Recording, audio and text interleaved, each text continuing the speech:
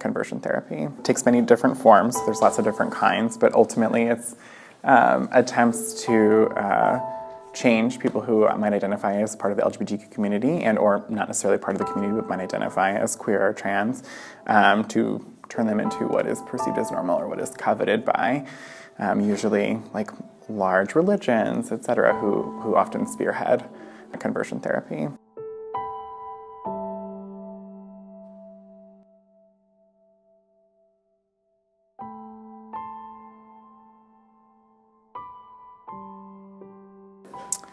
Yeah, I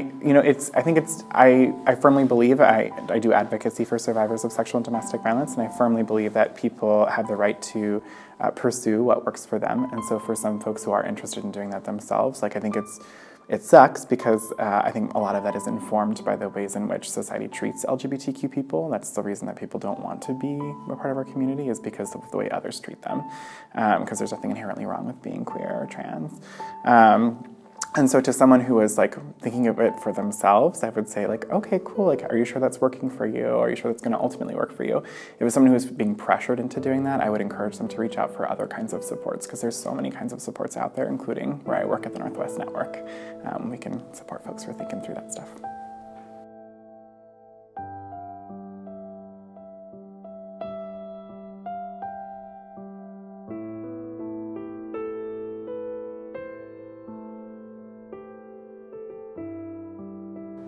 I know someone who's gone through forms of it, like church camps and stuff, but yeah.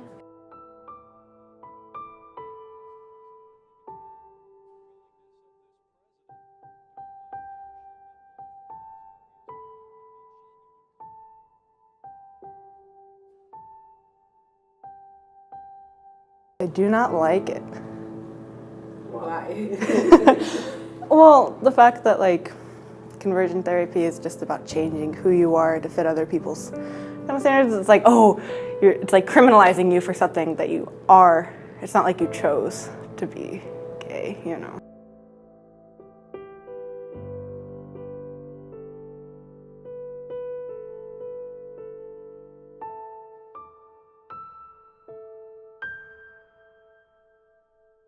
For the minors who undergo conversion therapy, I would say try and find somebody who will help you, because nobody deserves to be going what you're going through, especially if it's not who you are.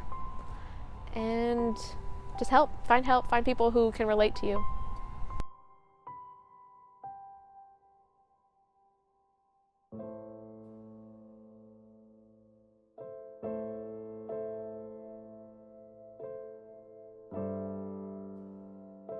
I think it's really important for gay adults to get foster care licenses so that when kids are thrown out of their homes for being gay, there are places for them to go where the system can help them.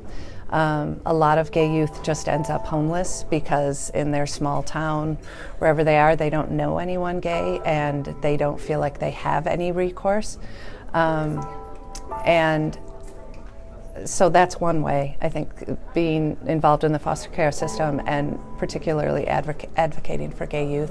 I think gay teachers need to be out. I think it's just important for people to see tons of positive examples of living the way you want to live your life and to know that it can get better. So I think both representing in a positive way, providing a space for people to be safe, and what else could people do? I mean, working to pass laws, working to elect people who are anti-discrimination. I think all of those things are ways that people can help.